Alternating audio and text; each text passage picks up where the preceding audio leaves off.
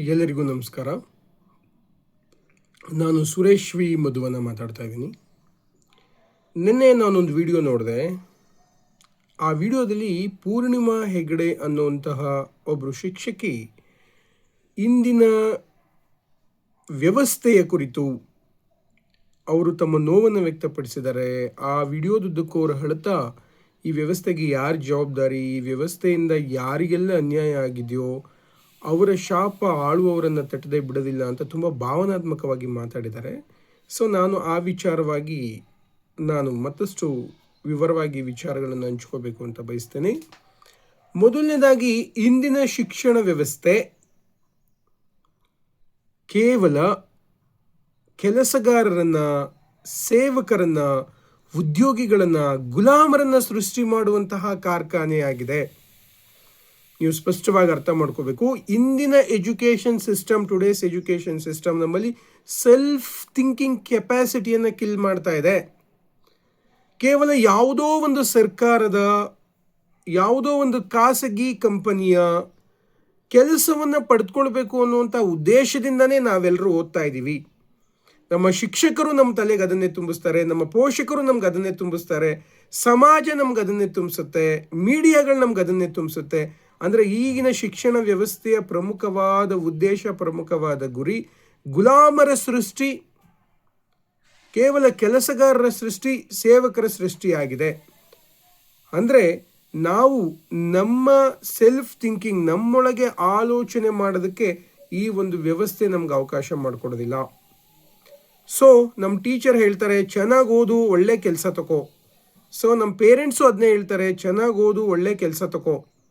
So ಇಡೀ ಹೊರಗಡೆ ಸುತ್ತಮುತ್ತ ಯಾರಾದರೂ ಒಂದು ಒಳ್ಳೆ ಕೆಲಸದಲ್ಲಿದ್ದಾರೆ ಅಂತ ಹೇಳಿದ್ರೆ ನಾವು ಅಂದ್ಕೋತೀವಿ ಅವ್ರ ಥರ ಓದಿ ಒಳ್ಳೆ ಕೆಲಸ ತಗೋಬೇಕು ಅಂತ. ಸೊ ಅದನ್ನು ಮೀರಿದ ಆಲೋಚನೆಯನ್ನು ಖಂಡಿತವಾಗಿಯೂ ನಾವು ಮಾಡೋದಿಲ್ಲ. ಸೊ ಒಂದು ಉದ್ಯಮ ಕಟ್ಟೋದಾಗಿರ್ಬೋದು, ಅಥವಾ ನಾನೇ ಒಂದು ಫ್ಯಾಕ್ಟ್ರಿ ಸ್ಥಾಪನೆ ಮಾಡ್ತೀನಿ ಅನ್ನೋವಂಥ ಕಾನ್ಫಿಡೆನ್ಸ್ ಇರ್ಬೋದು, ಅಥವಾ ಸಾವಿರಾರು ಜನ ಉದ್ಯೋಗಿಗಳಿಗೆ ನಾನು ಒಂದು ಕಂಪನಿ ಕಟ್ಟಿ ಉದ್ಯೋಗ ಕೊಡ್ತೀನಿ ಅನ್ನೋವಂಥ ಕಾನ್ಫಿಡೆನ್ಸ್ ಆಗಿರ್ಬೋದು, ಇವತ್ತಿನ ಶಿಕ್ಷಣ ವ್ಯವಸ್ಥೆ ನಮಗೆ ಖಂಡಿತ ಕೊಡೋದಿಲ್ಲ.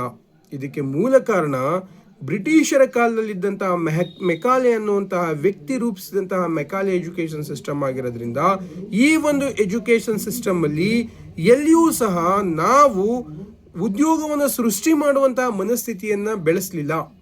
ಸೊ ಇವತ್ತಿನ ಪೊಲಿಟಿಷಿಯನ್ ಯಾಕೆ ಅದನ್ನೇ ಕಂಟಿನ್ಯೂ ಮಾಡ್ಕೊಂಡು ಬರ್ತಿದ್ದಾರೆ ಅಂತ ಹೇಳಿದ್ರೆ ಅವರಿಗೂ ಸಹ ಗುಲಾಮರೇ ಬೇಕು, ಕೆಲಸಗಾರರೇ ಬೇಕು, ಸೇವಕರೇ ಬೇಕು.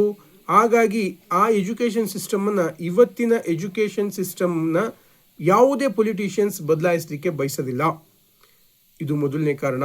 ನಮ್ಮ ಎಜುಕೇಷನ್ ಸಿಸ್ಟಮ್ ಇನ್ನೊಂದು ಕೆಲಸವನ್ನು ಮಾಡುತ್ತೆ. ಅದೇನದು ಅಂತ ಹೇಳಿದ್ರೆ ನಮಗೆ ಮುಖ್ಯವಾಗಿ ಕ್ವಶನ್ ಮಾಡುವಂತಹ ಒಂದು ಕೆಪಾಸಿಟಿಯನ್ನು ಎಜುಕೇಷನ್ ಸಿಸ್ಟಮ್ ತೆಗೆದುಹಾಕಿದೆ. ಯಾಕೆ ಅಂತ ಹೇಳಿದ್ರೆ ಕೇವಲ ಥಿಯರಿ, ಕೆಲವು ಮಾಹಿತಿಗಳನ್ನು ಅವ್ರು ಕೊಡ್ತಾರೆ ನಮಗೆ, ಪುಸ್ತಕಗಳಲ್ಲಿರ್ಬೋದು ಅಥವಾ ಟೀಚರ್ಸ್ ಇರ್ಬೋದು, ನಮ್ಮ ಸಿಲೆಬಸ್ಗಳು ಮಾಹಿತಿಯನ್ನು ಕೊಡ್ತವೆ, ಅದನ್ನು ಓದಬೇಕು, ಅವರೇ ಪ್ರಶ್ನೆಗಳನ್ನು ಕೇಳ್ತಾರೆ, ಅದಕ್ಕೆ ನಾವು ಉತ್ತರ ಮಾಡಬೇಕು. ಸೊ ನಮ್ಮ ಎಜುಕೇಷನ್ ಸಿಸ್ಟಮಲ್ಲಿ ಎಲ್ಲೂ ಸಹ ನಾನು ಪ್ರಶ್ನೆ ಕೇಳುವ ಅಥವಾ ನನಗೆ ಆಲೋಚಿಸುವ, ನಾನು ಕ್ವಶನ್ ಮಾಡುವಂಥ ಅವಕಾಶವನ್ನು ನಮ್ಮ ಎಜುಕೇಷನ್ ಸಿಸ್ಟಮ್ ಕ್ರಿಯೇಟ್ ಮಾಡಿಕೊಡೋದಿಲ್ಲ. ಸೊ ನಾವ್ಯಾರಾದರೂ ಯೋಚನೆ ಮಾಡಿ ಕೆಲವು ಪ್ರಶ್ನೆಗಳನ್ನ ಕೇಳಬಹುದು ತರಗತಿನಲ್ಲಿ, ಅಷ್ಟನ್ನು ಬಿಟ್ಟರೆ ಸಂಪೂರ್ಣವಾಗಿ ಕ್ವಶನ್ ಮೆಥಡಲ್ಲಿ ನಾವು ಉತ್ತರಗಳನ್ನು ತಿಳ್ಕೊಳ್ಳುವಂತಹ ಅಥವಾ ಪ್ರಶ್ನಿಸುವಂತಹ ಒಂದು ಅವಕಾಶವನ್ನು ಮಾಡಿಕೊಡೋದಿಲ್ಲ. ಇದು ಪೊಲಿಟಿಷಿಯನ್ಗೆ ಅಥವಾ ಈ ಸಮಾಜಕ್ಕೆ ಹೇಗೆ ಹೊರವಾಗುತ್ತೆ ಅಂತ ಹೇಳಿದ್ರೆ, ನಮ್ಮ ಮನೆ ಮುಂದೆ ಈ ಚರಂಡಿನಲ್ಲಿ ಎಷ್ಟು ಕಸ ತುಂಬಿದ್ರು ನಾವು ಅದನ್ನು ಪ್ರಶ್ನೆ ಮಾಡಲ್ಲ. ನಮ್ಮ ಮನೆ ಸ್ಟ್ರೀಟಲ್ಲಿ ಲೈಟ್ ಬರ್ತಿಲ್ಲ, ನಾವು ಪ್ರಶ್ನೆ ಮಾಡಲ್ಲ. ಸೊ ನಮ್ಮನೆ ಎದುರುಗಡೆ ರಸ್ತೆ ಸರಿ ಇಲ್ಲ, ನಾವು ಪ್ರಶ್ನೆ ಮಾಡಲ್ಲ. ಸೊ ಯಾವುದೇ ತರಹದ ಪ್ರಶ್ನೆ ಮಾಡದೆ ಕೇವಲ ಕೇಳುಗರಾಗಿರ್ಬೇಕು ಅನ್ನುವಂಥ ಒಂದು ಸಿಸ್ಟಮನ್ನು ಇವತ್ತಿನ ವ್ಯವಸ್ಥೆ ಸೃಷ್ಟಿ ಮಾಡ್ತಾ ಇದೆ. So not only in education, ಹೊರಗಡೆ ಸೊಸೈಟಿನಲ್ಲೂ ನಾವು ಪ್ರಶ್ನೆ ಮಾಡಲ್ಲ.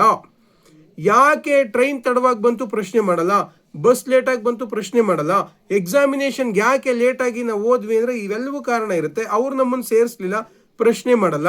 ಸೊ ಯಾವುದನ್ನೂ ಪ್ರಶ್ನೆ ಮಾಡದೆ ಒಪ್ಪಿಕೊಳ್ಳುವಂತಹ ಸಮಾಜವನ್ನು ಸೃಷ್ಟಿ ಮಾಡೋದೇ ಮೆಕಾಲೆ ಎಜುಕೇಷನ್ನ ಒಂದು ಪ್ರಮುಖವಾದ ಉದ್ದೇಶ ಆಗಿದ್ದರಿಂದ ಬ್ರಿಟಿಷರ ಕಾಲದಲ್ಲಿ ಹೇಗೆ ಪ್ರಶ್ನೆ ಮಾಡದೆ ಎಲ್ಲವನ್ನ ಸಹಿಸ್ಕೋಬೇಕಾಗಿತ್ತೋ, ಸೊ ಇವತ್ತಿಗೂ ಸಹ ನಾವು ಪ್ರಶ್ನೆ ಮಾಡದೆ ಎಲ್ಲವನ್ನ ಸಹಿಸಿಕೊಳ್ಳುವಂತಹ ಮನಸ್ಥಿತಿಯನ್ನು ಇವತ್ತಿನ ಎಜುಕೇಷನ್ ಸಿಸ್ಟಮ್ ನಮಗೆ ಕೊಡ್ತಾ ಇದೆ. ಸೊ ಸೆಕೆಂಡ್ ಒನ್, ನಾವು ಕ್ವಶನ್ ಮಾಡಂಗಿಲ್ಲ. ಥರ್ಡ್ ಒನ್ ಬಂದು ನಮಗೆ ನಮ್ಮ ಸಾಮರ್ಥ್ಯ ಏನು ಅಂತ ಗೊತ್ತಿಲ್ಲ. ಅಂದರೆ ನಾವು ಇಡೀ ಜಗತ್ತಿಗೆ ಮನಸ್ಸಿನ ಬಗ್ಗೆ ಮಾಹಿತಿಯನ್ನು ಕೊಟ್ಟಂಥವರು. ಆದರೆ ಇವತ್ತು ಮನಸ್ಸಿನ ಕುರಿತು ಯಾವುದೇ ತರಹದ ನಮಗೆ ಎಜುಕೇಷನ್ ಸಿಸ್ಟಮಲ್ಲಿ ಮಾಹಿತಿ ಇಲ್ಲ. ಯಾಕೆ ಅಂತ ಹೇಳಿದ್ರೆ ಮನುಷ್ಯ ಅಂತ ಹೇಳಿದ್ರೆ ಸಂಪೂರ್ಣವಾಗಿ ಮನುಷ್ಯ ಮನಸ್ಸಿನಿಂದ ಆಗಿದ್ದಾನೆ. ನಾವೆಲ್ಲವೂ ಯೋಚನೆ ಮಾಡ್ತೀವಿ ಮನುಷ್ಯ ಮನಸ್ಸು ಮಾಡಿದ್ರೆ ಏನು ಬೇಕಾದರೂ ಮಾಡ್ಬೋದು ಅಂತ. ಆದರೆ ಮನಸ್ಸು ಮಾಡೋದು ಹೇಗೆ ಅಂತ ನಮ್ಮ ಎಜುಕೇಷನ್ ಸಿಸ್ಟಮ್ ಹೇಳ್ಕೊಡೋದಿಲ್ಲ. ಮನಸ್ಸನ್ನು ಒಂದು ಕಡೆ ಕೇಂದ್ರೀಕರಿಸಿದ್ರೆ ಅದ್ಭುತವನ್ನು ಸೃಷ್ಟಿ ಮಾಡ್ಬೋದು ಅಂತ ಹೇಳ್ಕೊಡ್ತೀವಿ. ಆದರೆ ಮನಸ್ಸನ್ನು ಒಂದು ಕಡೆಗೆ ಕೇಂದ್ರೀಕರಿಸೋದು ಹೇಗೆ ಅಂತ ಹೇಳ್ಕೊಡೋದಿಲ್ಲ. ಸೊ ಮನಸ್ಸು ಅಂದರೆ ಏನು, ಅದು ಯಾವ ರೀತಿ ಕೆಲಸ ಮಾಡುತ್ತೆ, ಮನಸ್ಸಿನಿಂದ ಮನುಷ್ಯ ಒಳ್ಳೆಯವನಾಗ್ಬೋದಾ ಕೆಟ್ಟವನಾಗ್ಬೋದಾ, ಮನಸ್ಸು ಹೇಗೆ ಒಬ್ಬ ವ್ಯಕ್ತಿಯ ವ್ಯಕ್ತಿತ್ವವನ್ನು ರೂಪಿಸುತ್ತೆ ಅಂತ ನಮ್ಮ ಎಜುಕೇಷನ್ ಸಿಸ್ಟಮ್ ಎಲ್ಲೂ ಹೇಳ್ಕೊಡಲ್ಲ. It's very very important. ಮನಸ್ಸಿನ ಬಗ್ಗೆ ನಮ್ಮ ಎಜುಕೇಷನ್ ಸಿಸ್ಟಮಲ್ಲಿ ಮಾಹಿತಿ ಇಲ್ಲ. ಮೂರನೇದಾಗಿ ನಮ್ಮ ಎಜುಕೇಷನ್ ಸಿಸ್ಟಮ್ ನಮ್ಮ ಹೆಲ್ತ್ನ ಬಗ್ಗೆ ಮಾಹಿತಿಯನ್ನು ಕೊಡೋದಿಲ್ಲ. ಸೊ ಆರೋಗ್ಯ ಅಂದರೆ ಏನು, ಮನುಷ್ಯ ಯಾಕೆ ಆರೋಗ್ಯವಾಗಿರಬೇಕು, ಸಣ್ಣ ಪುಟ್ಟ ರೋಗಗಳಿಗೆ ನಾವು ಯಾವ ಥರ ಸೆಲ್ಫ್ ಮೆಡಿಕೇಶನ್ ಮಾಡ್ಕೋಬೋದು ಅನ್ನೋದ್ರ ಬಗ್ಗೆ ಆಗಿರ್ಬೋದು, ಅಥವಾ ಯಾವ ರೀತಿ ನಾವು ನಮ್ಮ ಆರೋಗ್ಯವನ್ನು ಸುಧಾರಣೆ ಮಾಡ್ಕೋಬೋದು, ಸಾಮಾನ್ಯವಾದ ರೋಗಗಳು ಯಾವ್ಯಾವುದು, ಅದಕ್ಕೆ ಏನೇನು ಟ್ರೀಟ್ಮೆಂಟ್ ಇರುತ್ತೆ, ಮನೆ ಮದ್ದುಗಳು ಯಾವ್ಯಾವ್ದು ಇರುತ್ತೆ, ಮತ್ತು ಹೇಗೆ ಮನುಷ್ಯನ ಆರೋಗ್ಯ ಸುಧಾರಣೆ ಆಗುತ್ತೆ, ಮನುಷ್ಯನ ಆರೋಗ್ಯ ಅಂದ್ರೇನು, ಮನುಷ್ಯನ ದೇಹ ಯಾವ ರೀತಿ ರಚನೆ ಆಗಿರುತ್ತೆ ಅನ್ನೋದ್ರ ಬಗ್ಗೆ ಎಲ್ಲಿಯೂ ಸಹ ನಮಗೆ ಸಂಪೂರ್ಣವಾದ ಮಾಹಿತಿ ಸಿಗೋದಿಲ್ಲ. ಸೊ ಮೊದಲನೇದಾಗಿ ನಮಗೆ ಕ್ವಶನ್ ಮಾಡುವಂಥ ಕೆಪಾಸಿಟಿ ಇಲ್ಲ. ಎರಡನೇದು ನಮ್ಮ ಮನಸ್ಸಿನ ಬಗ್ಗೆ ನಮಗೆ ಮಾಹಿತಿ ಇಲ್ಲ. ಮೂರನೇದು ನಮ್ಮ ಆರೋಗ್ಯದ ಕುರಿತು ನಮಗೆ ಮಾಹಿತಿ ಇಲ್ಲ. ನಾಲ್ಕನೇದು ಹಣದ ಕುರಿತು. ಒಂದು ಮಗು ಹುಟ್ಟಿದ ತಕ್ಷಣ ನಾವೆಲ್ಲರೂ ಹೋಗಿ ಆ ಮಗುವನ್ನು ನೋಡ್ಲಿಕ್ಕೆ ಹೋದಾಗ ಯಾರು ಬರಿಗೈಯಲ್ಲಿ ನಾವು ನೋಡೋದಿಲ್ಲ. ಆ ಮಗುವಿನ ಕೈಗೆ ಒಂದು ಹಣವನ್ನು ಕೊಡ್ತೀವಿ, ಒಂದು ನೋಟನ್ನು ಕೊಡ್ತೀವಿ, ಆ ಮಗು ಇಟ್ಕೊಳ್ಳುತ್ತೆ ಇದನ್ನ. ಆದರೆ ಹುಟ್ಟಿದ ಮಗುವನ್ನು ನೋಡಕ್ಕೆ ಹೋದಾಗಲೂ ಸಹ ಆ ಮಗುವಿಗೆ ನಾವು ಹಣವನ್ನು ಕೊಡ್ತೀವಿ. ನಾವು ಹಣಕ್ಕೆ ಕೊಡುವಂಥ ಇಂಪಾರ್ಟೆನ್ಸ್. ಯಾವುದೇ ಶುಭ ಕಾರ್ಯದಲ್ಲಿಯೂ ಸಹ ನಾವು ಹಣವನ್ನು ಕಾಯಿನನ್ನು ಹಾಕದೆ, ದೇವಸ್ಥಾನಕ್ಕೆ ಹೋದರೆ ಹುಂಡಿ ಕಾಯಿನ್ ಹಾಕಬೇಕು, ಪೂಜಾರಿಗಳನ್ನ ಮನೆಗೆ ಬಂದು ಪೂಜೆ ಮಾಡಿದ್ರೆ ಅವರಿಗೆ ಕಾಣಿಕೆ ಅಂತ ಕೊಡಬೇಕು. ಬಟ್ ಹಣವಿಲ್ಲದೆ ಏನೂ ನಡೆಯೋದಿಲ್ಲ. ಇಡೀ ಮನುಷ್ಯನ ಜೀವನದಲ್ಲಿ ಹಣವಿಲ್ಲದೆ ಏನೂ ನಡೆಯೋದಿಲ್ಲ. ಸೊ ಅಂತಹ ಹಣದ ಬಗ್ಗೆ ನಮಗೆ ಸರಿಯಾದ ಮಾಹಿತಿ ಇಲ್ಲ.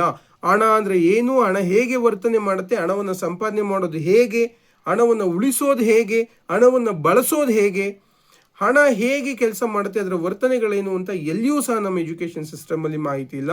ಇದು ಅತ್ಯಂತ ದೊಡ್ಡ ಶಾಪ. ಯಾಕಂದರೆ ಒಬ್ಬ ಮನುಷ್ಯ ಸಾಯುವಂತಹ ಸಂದರ್ಭದಲ್ಲಿ ಆತನ ಹಣೆಗೆ ಒಂದು ಕಾಯಿನನ್ನು ಅಂಟಿಸಿರ್ತಾರೆ. ಸೊ ಆತ ಸಾಯುವಾಗಲೂ ಅವನಿಗೆ ಹಣದ ಅವಶ್ಯಕತೆ ಇರುತ್ತೆ. ಆತ ಹೋಗ್ತಿರ್ಬೇಕಾದ್ರೆ ಕಾಯಿನ್ಗಳನ್ನ ಚೆಲ್ತಾ ಹೋಗ್ತಾರೆ. ಸೊ ಮನುಷ್ಯ ಹುಟ್ಟಿನಿಂದ ಸಾಯುವವರೆಗೆ ಪ್ರತಿಯೊಂದಕ್ಕೂ ಹಣ ಬೇಕು. ಆದರೆ ಹಣದ ಬಗ್ಗೆ ನಮ್ಮ ಎಜುಕೇಷನ್ ಸಿಸ್ಟಮಲ್ಲಿ ಮಾಹಿತಿಯನ್ನು ಕೊಡೋದಿಲ್ಲ. ಸೊ ಅದೇ ತರಹ ನಮ್ಮ ಬ್ರೈನ್, ಮನುಷ್ಯನ ಮೆದುಳು ಎಷ್ಟು ಕೆಪಾಸಿಟಿ ಇದೆ, ಅಷ್ಟು ಕೆಪಾಸಿಟಿಯನ್ನು ಆತ ಯೂಸ್ ಮಾಡಿಕೊಂಡು ಏನೆಲ್ಲ ಸಾಧಿಸ್ಬೋದು ಅನ್ನೋದ್ರ ಬಗ್ಗೆ ನಮ್ಮ ಎಜುಕೇಷನ್ ಸಿಸ್ಟಮಲ್ಲಿ ಮಾಹಿತಿಯನ್ನು ಕೊಡೋದಿಲ್ಲ. ಸೊ ನಾನೀಗ ಹೇಳಿದಂತಹ ಪ್ರಮುಖವಾದ ವಿಷಯವನ್ನು ಗಮನಿಸ್ಕೊಳ್ಳಿ. ನಮ್ಮ ಇವತ್ತಿನ ಎಜುಕೇಷನ್ ಸಿಸ್ಟಮ್ನ ಬಹಳ ದೊಡ್ಡ ಸಮಸ್ಯೆಗಳೇನು ಅಂತ ಹೇಳಿದ್ರೆ, ಮೊದಲನೇದು, ಈ ಎಜುಕೇಷನ್ ಸಿಸ್ಟಮ್ ನಮ್ಮನ್ನು ಕೆಲಸಗಾರರನ್ನಾಗಿ ಮಾಡ್ತಾ ಇದೆ, ಗುಲಾಮರನ್ನಾಗಿ ಮಾಡ್ತಾ ಇದೆ. ಎರಡನೇದಾಗಿ, ನಮ್ಮ ಎಜುಕೇಷನ್ ಸಿಸ್ಟಮಲ್ಲಿ ಕ್ವಶನ್ ಮಾಡೋದಕ್ಕೆ ಅವಕಾಶ ಇರೋದಿಲ್ಲ. ಮೂರನೇದಾಗಿ, ನಮ್ಮ ಎಜುಕೇಷನ್ ಸಿಸ್ಟಮ್ ನಮ್ಮ ಹೆಲ್ತ್ ಬಗ್ಗೆ ಹೇಳ್ಕೊಡೋದಿಲ್ಲ. ನಾಲ್ಕನೇದಾಗಿ, ನಮ್ಮ ಮನಸ್ಸಿನ ಬಗ್ಗೆ ಹೇಳ್ಕೊಡೋದಿಲ್ಲ. ಐದನೇದಾಗಿ, ನಮ್ಮ ಬ್ರೈನ್ ಬಗ್ಗೆ, ನಮ್ಮ ಮೆದುಳಿನ ಸಾಮರ್ಥ್ಯದ ಬಗ್ಗೆ ಹೇಳ್ಕೊಡೋದಿಲ್ಲ. ಸೊ ಸ್ವಾಮಿ ವಿವೇಕಾನಂದರು ಒಂದು ಮಾತನ್ನು ಹೇಳ್ತಾರೆ, ಸ್ವಾಮೀಜಿಗಳು. ಏನದು ಅಂತ ಹೇಳಿದ್ರೆ, the primary goal of education is make child fearless ಅಂತ. ಅಂದರೆ ಒಂದು ಮಗುವಿಗೆ ಭಯವಿಲ್ಲದಂತೆ ಬದುಕನ್ನು ಹೇಳ್ಕೊಡೋದೆ ಶಿಕ್ಷಣ ಅಂತ. ಆದರೆ ನಮ್ಮ ಎಜುಕೇಷನ್ ಸಿಸ್ಟಮ್ ಇವತ್ತೇನು ಮಾಡ್ತಾ ಇದೆ, ಪ್ರತಿಯೊಂದರಲ್ಲೂ ಭಯವನ್ನು ತುಂಬುವಂಥ ಕೆಲಸವನ್ನು ಮಾಡ್ತಾ ಇದ್ದೀವಿ, ಪ್ರೆಷರನ್ನು ಕ್ರಿಯೇಟ್ ಮಾಡುವಂಥ ಕೆಲಸವನ್ನು ಮಾಡ್ತಾ ಇದ್ದೀವಿ. ಮಗು ಭಯದಿಂದನೇ ಶಾಲೆಗೆ ಹೋಗುತ್ತೆ, ಖುಷಿಯಿಂದ. ಯಾವ ಮಕ್ಕಳು ಇವತ್ತು ಶಾಲೆಗೆ ಹೋಗ್ತಾ ಇಲ್ಲ? ಶಾಲೆಗೆ ರಜಾ ಅಂದರೆ ಮನೆ ಹತ್ರ ಖುಷಿಯಿಂದ ಆಟ ಆಡ್ತಾರೆ. ಬಟ್ ಶಾಲೆಗೆ ಹೋಗಬೇಕು ಅಂದಾಗಲೇ ಅವರಿಗೆ ಭಯ ಶುರುವಾಗುತ್ತೆ. ಶಾಲೆಯಲ್ಲಿ ಟೀಚರ್ಸ್ ಅಲ್ಲಿ ಪ್ರೆಷರನ್ನು ಕ್ರಿಯೇಟ್ ಮಾಡ್ತಾರೆ, ಭಯವನ್ನು ಕ್ರಿಯೇಟ್ ಮಾಡ್ತಾರೆ, ಫಿಯರನ್ನು ಕ್ರಿಯೇಟ್ ಮಾಡ್ತಾರೆ. ಸೊ ಪಾಲಕರು ಓದು ಅಂತ ಫಿಯರನ್ನು ಕ್ರಿಯೇಟ್ ಮಾಡ್ತಾರೆ. ಈ ಸೊಸೈಟಿ ಓದಲಿಲ್ಲ ಅಂದರೆ ಹೀಗಾಗ್ತೀಯ ಅಂತ ಫಿಯರನ್ನು ಕ್ರಿಯೇಟ್ ಮಾಡುತ್ತೆ. ಸೊ ಯಾವುದನ್ನು ಸ್ವಾಮೀಜಿಗಳು ಹೇಳ್ತಾ ಹೋದ್ರು, ಫಿಯರ್ಲೆಸ್ ಮಾಡಬೇಕು ನಾವು ಅಂತ. ಸೊ ನಾವು ಫಿಯರನ್ನು ಕ್ರಿಯೇಟ್ ಮಾಡ್ಕೋತಾ ಇದ್ದೀವಿ. ಮತ್ತೆ ಸ್ವಾಮೀಜಿಗಳು ಇನ್ನೊಂದು ಮಾತನ್ನ ಹೇಳ್ತಾರೆ, ಸ್ವಾಮಿ ವಿವೇಕಾನಂದರು. ಏನದು ಅಂತ ಹೇಳಿದ್ರೆ, education is the manifestation of perfection is already in man ಅಂತ. ಅಂದ್ರೆ ಮನುಷ್ಯನ ಅಂತರಾತ್ಮದಲ್ಲಿ ಹುದುಗಿರುವಂತಹ ಶಕ್ತಿಯನ್ನು ಹೊರತೆಗೆಯುವುದೇ ಶಿಕ್ಷಣ ಅಂತ. ಆ ಕೆಲಸ ಇವತ್ತು ನಿಜವಾಗಿಯೂ ಆಗ್ತಾ ಇದೆಯಾ? ನಮ್ಮ ಶಕ್ತಿ ಏನು, ನಮ್ಮ ಸಾಮರ್ಥ್ಯ ಏನು ಅಂತೇಳಿ ನಮ್ಮ ಇವತ್ತಿನ ಶಿಕ್ಷಣ ವ್ಯವಸ್ಥೆ ನಮಗೆ ತಿಳಿಸ್ಕೊಡ್ತಾ ಇಲ್ಲ. ನಮ್ಮನ್ನ ಭಿಕ್ಷುಕರನ್ನಾಗಿ ಮಾಡ್ತಾ ಇದೆ. ಓದಬೇಕು, ಇನ್ನೊಬ್ಬರ ಹತ್ರ ನಾವು ಕೆಲಸಕ್ಕೋಸ್ಕರ ಭಿಕ್ಷೆ ಬೇಡಬೇಕು ಅನ್ನುವಂಥ ಮನಸ್ಥಿತಿಯನ್ನ ಇವತ್ತಿನ ಶಿಕ್ಷಣ ವ್ಯವಸ್ಥೆ ಮಾಡ್ತಾ ಇದೆ. ಇದು ಖಂಡಿತವಾಗಿಯೂ ದುರಂತ. ಯಾಕೆ ಅಂತ ಹೇಳಿದ್ರೆ, ನಮ್ಮ ಅಂತರಾತ್ಮದಲ್ಲಿ ಅಡಗಿರುವಂತಹ ಒಂದು ಶಕ್ತಿಯನ್ನ ಹೊರತೆಗೆಯುವುದೇ ಶಿಕ್ಷಣ ಅಂತ ಹೇಳ್ತಾರೆ. ಆದರೆ ನಮ್ಮ ಅಂತರಾತ್ಮದ ಶಕ್ತಿ ಏನು ಅಂತ ಮುಚ್ಚಿಡುವುದೇ ನಮ್ಮ ಶಿಕ್ಷಣ ವ್ಯವಸ್ಥೆ, ಇವತ್ತಿನ ಶಿಕ್ಷಣ ವ್ಯವಸ್ಥೆ ಆಗಿದೆ. ಯಾವ ತರಹ ಅಂತ ಹೇಳಿದ್ರೆ, ನನ್ನ ಸ್ಟ್ರೆಂತ್ ಏನು ಅಂತ ಗೊತ್ತಿಲ್ಲ, ನಾನು ಯಾವುದ್ರಲ್ಲಿ ಸ್ಪೆಷಲ್ ಅಂತ ಗೊತ್ತಿಲ್ಲ, ನಾನು ಯಾವ ಕೆಲಸವನ್ನ ಮಾಡಿದ್ರೆ ಸಕ್ಸಸ್ ಆಗ್ತೀನಿ ಅಂತ ಗೊತ್ತಿಲ್ಲ, ಯಾವ ಕೆಲಸದಲ್ಲಿ ನನಗೆ ಸಾಮರ್ಥ್ಯ ಇದೆ, ಶಕ್ತಿ ಇದೆ ಅಂತ ಇವತ್ತಿನ ಶಿಕ್ಷಣ ವ್ಯವಸ್ಥೆ ನನಗೆ ಫೈಂಡ್ ಮಾಡುವಂತಹ ಕೆಲಸವನ್ನ, ಹುಡುಕಿ ಕೊಡುವಂತಹ ಕೆಲಸವನ್ನ ಮಾಡ್ತಾ ಇಲ್ಲ. ಸೊ ನಾನೇನ್ ಮಾಡ್ತಾ ಇದ್ದೀನಿ, ಯಾರೋ ಒಬ್ಬ ವ್ಯಕ್ತಿ ನನಗೆ ಕೆಲಸ ಕೊಡ್ಲಿ ಅಂತ ಕಾಯ್ತಾ ಇದ್ದೀನಿ, ಅಥವಾ ಸರ್ಕಾರ ಕೆಲಸ ಕೊಡ್ಲಿ ಅಂತ ಕಾಯ್ತಾ ಇದ್ದೀನಿ. ಇನ್ನೊಬ್ಬರ ಮುಂದೆ ನಾನು ಭಿಕ್ಷೆಯನ್ನ ಬೇಡುವ, ಕೆಲಸದ ಭಿಕ್ಷೆಯನ್ನ ಬೇಡುವ ಭಿಕ್ಷುಕನನ್ನಾಗಿ ಇವತ್ತಿನ ಶಿಕ್ಷಣ ವ್ಯವಸ್ಥೆ ನಮ್ಮನ್ನ ಮಾಡ್ತಾ ಇದೆ. ಸೊ ಮನುಷ್ಯನ ಸಾಮರ್ಥ್ಯ ಅಗಾಧವಾದದ್ದು, ಅಮೋಘವಾದದ್ದು. ಮನುಷ್ಯ ಅದ್ಭುತಗಳನ್ನ ಸಾಧಿಸ್ತಾ ಇದ್ದಾನೆ. ಮಹಾನ್ ಸೈಂಟಿಸ್ಟ್ಗಳಾಗ್ತಿದ್ದಾರೆ. ಅವರೆಲ್ಲರೂ ಯಾವುದರಿಂದ ಆಗ್ತಿದ್ದಾರೆ ಅಂದ್ರೆ, ಅವರಿಗೆ ಮನುಷ್ಯನ ತಾಕತ್ತೇನು ಅಂತ ಗೊತ್ತಿದೆ, ಸಾಧನೆ ಮಾಡ್ತಾ ಇದ್ದಾರೆ.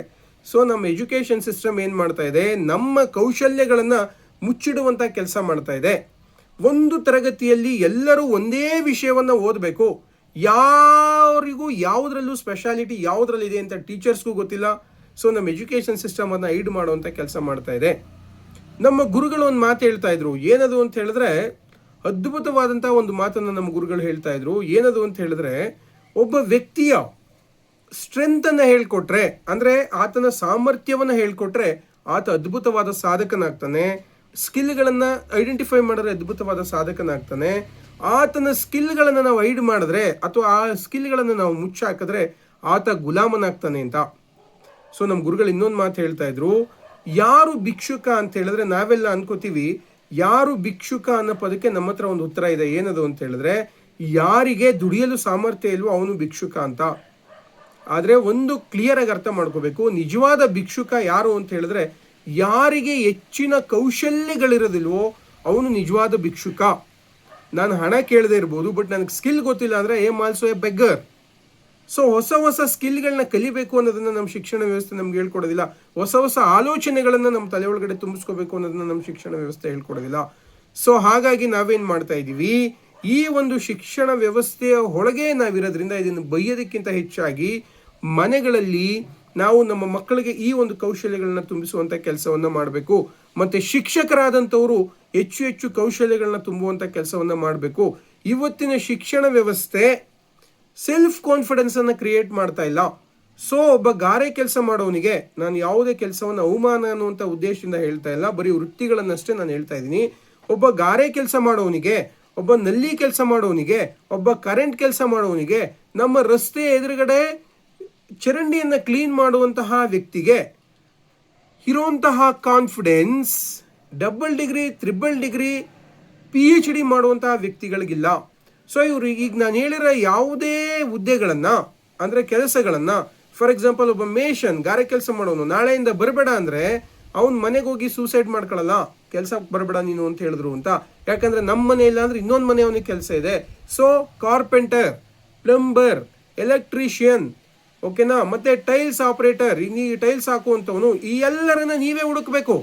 ಸೊ ಅವ್ರು ಯಾವುದೇ ಕಾರಣದಿಂದ ನೀವು ಕೆಲಸಕ್ಕೆ ಬರಬೇಡಿ ಅಂದ ತಕ್ಷಣ ಅವ್ರು ಸಾಯಲ್ಲ, ಅಥವಾ ಯೋಚನೆ ಮಾಡಲ್ಲ, ಅಥವಾ ಚಿಂತೆ ಮಾಡಲ್ಲ.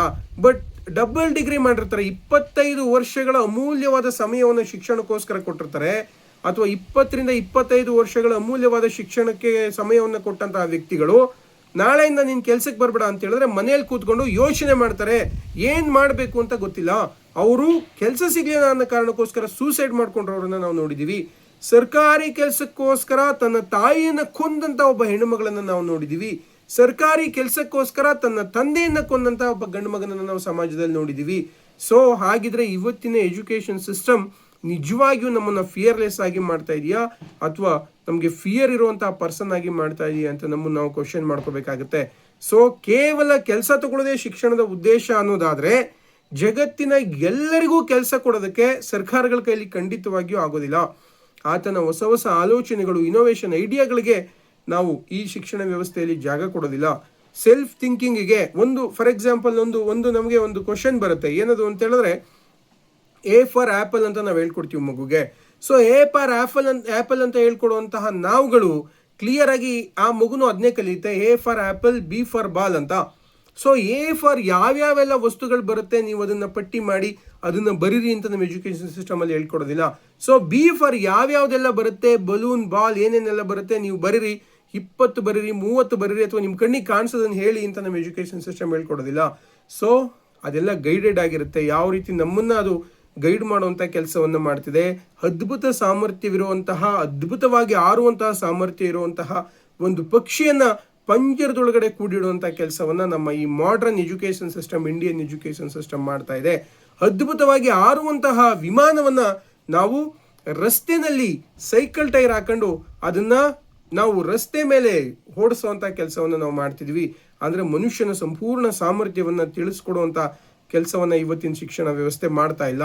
ಸೊ ಹಾಗಾಗಿ ನಾವು ಕಣ್ಣೀರು ಹಾಕೋದಕ್ಕಿಂತ ಹೆಚ್ಚಾಗಿ, ನೋವು ಪಡೋದಕ್ಕಿಂತ ಹೆಚ್ಚಾಗಿ ನಮ್ಮ ಶಿಕ್ಷಣ ವ್ಯವಸ್ಥೆ ಯಾವೆಲ್ಲ ವಿಷಯಗಳನ್ನು ನಮ್ಮ ಮಕ್ಕಳಿಂದ ಮುಚ್ಚಿಡುವಂಥ ಕೆಲಸವನ್ನು ಮಾಡ್ತಾ ಇದೆಯೋ ಆ ಎಲ್ಲ ವಿಷಯಗಳನ್ನು ನಮ್ಮ ಮಕ್ಕಳಿಗೆ ತಿಳಿಸುವಂಥ ಅದ್ಭುತವಾದ ಕೆಲಸವನ್ನು ಯಾರು ಮಾಡ್ತಾರೋ ಅವರೇ ನಿಜವಾದ ಶಿಕ್ಷಕ.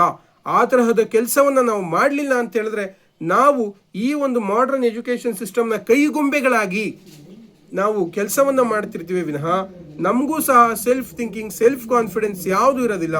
ಸೊ ಹಾಗಾಗಿ ನೀವು ದಯವಿಟ್ಟು ಯೋಚನೆ ಮಾಡಿ, ನೀವು ಭವಿಷ್ಯದ ಶಿಕ್ಷಕರಾಗುವಂಥವರಾಗಿರ್ಬೋದು, ಈಗಿರುವಂತಹ ಶಿಕ್ಷಕರಾಗಿರ್ಬೋದು, ನೀವು ಒಂದು ಧೈರ್ಯ ಇರುವಂತಹ ಸಮಾಜವನ್ನು ಅಥವಾ ವ್ಯಕ್ತಿಗಳನ್ನು ಕ್ರಿಯೇಟ್ ಮಾಡ್ತಾ ಇಲ್ಲ. ನೀವು ಮಕ್ಕಳಲ್ಲಿ ಭಯವನ್ನು ತುಂಬಿ, ಭವಿಷ್ಯದ ಆತಂಕವನ್ನು ತುಂಬಿ ನೀವು ಹೊರ ಜಗತ್ತಿಗೆ ಮಕ್ಕಳನ್ನು ಡೆಲಿವರಿ ಮಾಡ್ತಾ ಇದ್ದೀರಾ. Teachers and schools R parents and society also. ಹಾಗೆ ಬಂದಂತಹ ಮಕ್ಕಳು ಅದ್ಭುತವಾದ ಜೀವನವನ್ನು ಮಾಡಲಿಕ್ಕೆ ಹೇಗೆ ಸಾಧ್ಯ? ಅವರು ಖಂಡಿತ ಗೊಂದಲಕ್ಕೆ ಒಳಪಡ್ತಾರೆ. ಸಣ್ಣ ಪುಟ್ಟ ಆಘಾತಗಳಿಗೂ ಅವರು ಆತ್ಮಹತ್ಯೆಯ ದಾರಿಯನ್ನು ಹಿಡಿತಾರೆ. ಇದಕ್ಕೆಲ್ಲ ಮೂಲ ಕಾರಣ ಯಾರು ಅಂತ ಹೇಳಿದ್ರೆ ನಾವುಗಳೇ, ಶಿಕ್ಷಕರೇ. ಮತ್ತು ಪೊಲಿಟಿಷಿಯನ್ಸ್ ಇದನ್ನು ಚೇಂಜ್ ಮಾಡಬೇಕು ಅಂತ ನಾವು ನಿರೀಕ್ಷೆ ಮಾಡ್ತೀವಿ. ಖಂಡಿತ ಅವ್ರು ಚೇಂಜ್ ಮಾಡಲ್ಲ. ಯಾಕೆ ಅಂತ ಹೇಳಿದ್ರೆ ಅವರಿಗೆ ಗುಲಾಮರೇ ಬೇಕು, ಅವರಿಗೆ ಸೇವಕರೇ ಬೇಕು, ಅವರಿಗೆ ನಿಷ್ಪ್ರಯೋಜಕ ಸಮಾಜವೇ ಬೇಕು. ಅವರನ್ನು ಕ್ವಶನ್ ಮಾಡಬಾರ್ದು ಯಾರು ಅನ್ನೋ ಕಾರಣಕ್ಕೋಸ್ಕರ ಈ ಎಜುಕೇಷನ್ ಸಿಸ್ಟಮನ್ನು ತಗೊಂಡೋಗ್ತಾ ಇದ್ದಾರೆ. ಸೊ ಈ ಎಜುಕೇಷನ್ ಸಿಸ್ಟಮ್ ಬದಲಾಗಬೇಕು ಅಂತ ಮೊದಲು ಹೋರಾಟವನ್ನು ಮಾಡಬೇಕು. Modern education system German, Japan, America, Russia, France ಇರುವಂತಹ ಒಂದು ಎಜುಕೇಷನ್ ಸಿಸ್ಟಮ್ ನಮ್ಮಲ್ಲಿ ಬರಬೇಕು. ಆ ತರಹದ ಒಂದು ಮಾಡರ್ನ್ ಎಜುಕೇಷನ್ ಸಿಸ್ಟಮ್ ಈ ಮಾಡರ್ನ್ ವರ್ಲ್ಡ್ ಬೇಕು ಅಂತ ಹೇಳ್ತಾ ನಾನು ಈ ಶಿಕ್ಷಣ ವ್ಯವಸ್ಥೆಯ ಬಗ್ಗೆ ನನಗೆ ತಿಳಿದಂತಹ ಸಾಮಾನ್ಯ ಜ್ಞಾನವನ್ನು ಮತ್ತು ನಮ್ಮ ಗುರುಗಳು ಮಹೇಶ್ ಮಾಷಾಳ್ ಸರ್ ಅವರು ತಿಳಿಸಿರುವಂತಹ ಕೆಲವು ವಿಷಯಗಳನ್ನು, ಕೆಲವು ಅಂಶಗಳನ್ನು ಇದರಲ್ಲಿ ಅಳವಡಿಸ್ತಾ, ಇದು ಕೇವಲ ಬೇಸಿಕ್, ಇದನ್ನು ದಾಟಿ ಎಜುಕೇಷನ್ ಅಂದರೆ ಬೇರೆಲ್ಲ ವಿಷಯಗಳಿದ್ದಾವೆ. ಆ ವಿಷಯಗಳ ಬಗ್ಗೆ ಈಗ ನಾವು ಚರ್ಚೆ ಮಾಡೋದಕ್ಕೆ ನಮಗೆ ಸಮಯ ಇಲ್ಲ. ತುಂಬ ವಿಚಾರಗಳಿರೋದ್ರಿಂದ, ತುಂಬ ಲೆಂತಿ ವಿಡಿಯೋ ಆಗಿರೋದ್ರಿಂದ ಸೊ ಇಷ್ಟೆಲ್ಲ ವಿಚಾರಗಳನ್ನು ನಿಮ್ಮ ಜೊತೆ ಡಿಸ್ಕಸ್ ಮಾಡಿದ್ದೀನಿ. ಸೊ ಈ ವಿಷಯಗಳನ್ನು ಗಂಭೀರವಾಗಿ ತಗೊಳ್ಳಿ. ಕಡೆ ಪಕ್ಷ ಈ ಶಿಕ್ಷಣ ವ್ಯವಸ್ಥೆ ಬದಲಾಗಲಿಲ್ಲ ಅಂದರೂ ಶಿಕ್ಷಕರಾದ ನಾವು ಬದಲಾಗಬೇಕು, ಪಾಲಕರಾದ ನಾವು ಬದಲಾಗಬೇಕು, ಸಮಾಜವಾದ ನಾವು ಬದಲಾಗಬೇಕು. ಅದೇ ಕೆಲಸವನ್ನು ನಾನು ನಿರಂತರವಾಗಿ ಇಲ್ಲಿವರೆಗೂ ಮಾಡ್ಕೊಂಡು ಬಂದಿದ್ದೀನಿ ಅಂತ ಹೇಳ್ತಾ ಒನ್ಸ್ ಅಗೇನ್ ಇಷ್ಟು ಸಮಯ ಕೊಟ್ಟು ನಾನು ವಿಡಿಯೋ ಕೇಳೋದಕ್ಕೆ ನಿಮ್ಮೆಲ್ಲರಿಗೂ ನಾನು ತುಂಬ ಹೃದಯದ ಧನ್ಯವಾದಗಳನ್ನು ತಿಳಿಸ್ತಾ ಇದ್ದೀನಿ. Thank you.